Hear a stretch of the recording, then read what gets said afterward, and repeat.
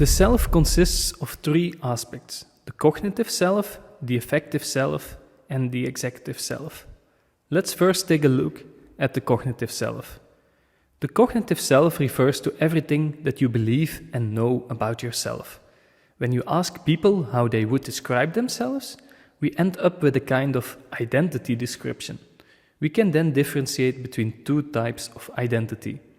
The self-identity refers to everything we know about ourselves, including things such as name, race, likes, dislikes, beliefs, values, and whether we possess certain personality traits. Our social identity is comprised of our roles, interpersonal relationships, and group memberships, and the traits, characteristics, goals, and values congruent with these roles, relationships, and memberships. We often categorize or describe others and ourselves in terms of groups and try to identify with them by accentuating similarities with people of the same group and differences with people from other groups. This can be positive, but can also lead to stereotyping and discrimination, as we tend to favor those who belong to our group.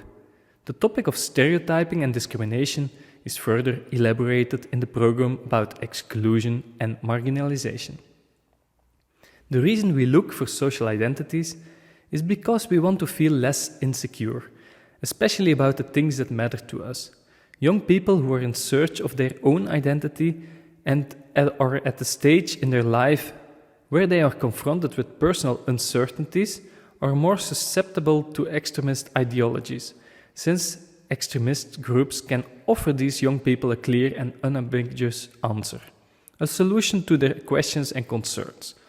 They offer insecure people a black-white ideology with its own standards and values, what is good and what is bad, and strict rules of behavior.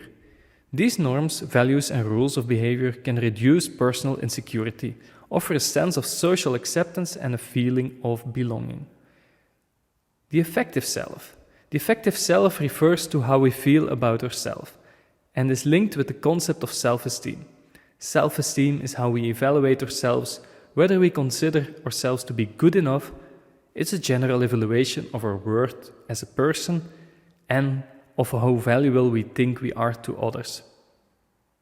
In general, we see that the higher your self-esteem is, the higher your well-being, the better you can cope with failure.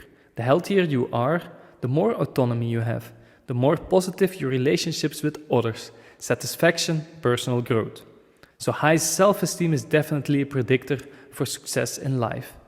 We will explore self-esteem more in depth in the program on self-esteem. The executive self. A third aspect of the self besides thinking and feeling is doing.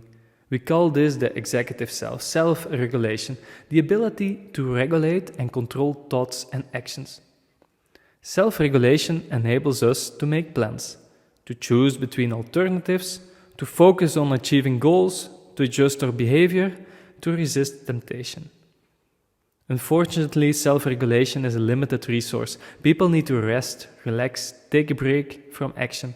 The limited nature of self-regulatory resources can explain self-regulatory failure in achieving goals, which is also relevant in making choices. Making choices depletes the self, impairs further self-regulation, and can impair further decision-making. Can also be easily exhausted by difficult tasks, doubts, and lack of confidence in your own abilities. So people who have a lot of doubts have less self-regulation. Delaying gratification is an important form of self-regulation because it requires you to suppress your impulses in order to pursue other goals that may be more positive in the future.